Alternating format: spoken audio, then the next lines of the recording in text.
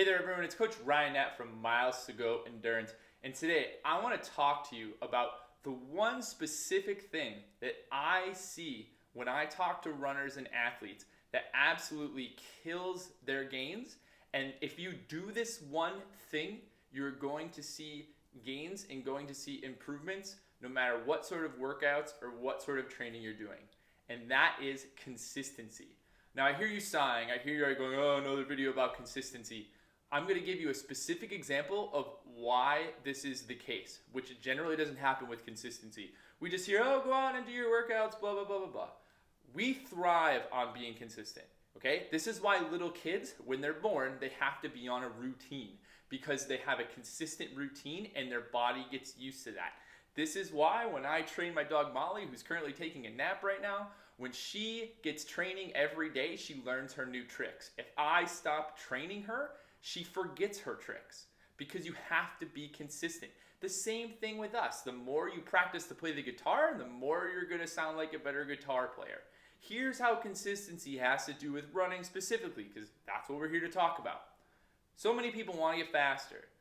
I ask them to see their training plan, or I look through their training plan, or I hear what they've done, and they have not been consistent. It usually goes something like, well, I worked out 3 days last week, and then this week I missed 3 workouts, and then I worked out 6 to try to make up for the 3, but I'm kind of tired, so then I worked out for 4, and then I didn't do anything, so I worked out for 1. Okay, so how do you expect to become better when you're not being consistent? It can't happen, especially in a sport like running. In other sports like basketball, soccer, you might not be able to be consistent and you'll still retaining a lot of the skill, you just might be out of shape. The goal for running is to run, and in order to do that, you have to be in physical condition. You have to be in shape to do that.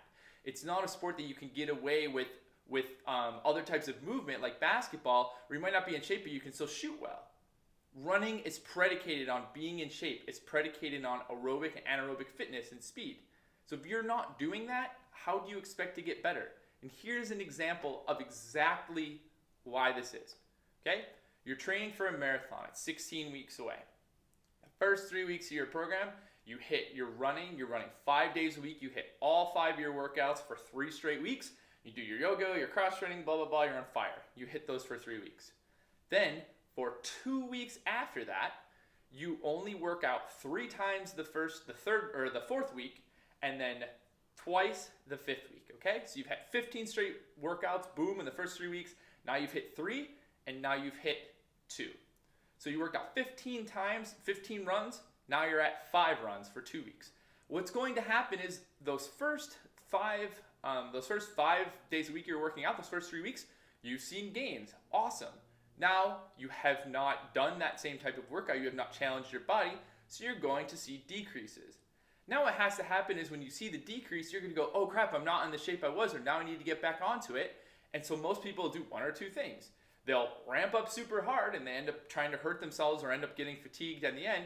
Or they just go back into it, which you hope you do, and you're still not going to see the gains you were, because it's going to take you 2 or 3 weeks to get back to the original shape you were in 3 weeks ago.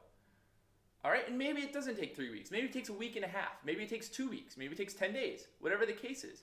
But you've now worked out potentially 8 weeks to see 3 weeks worth of gains.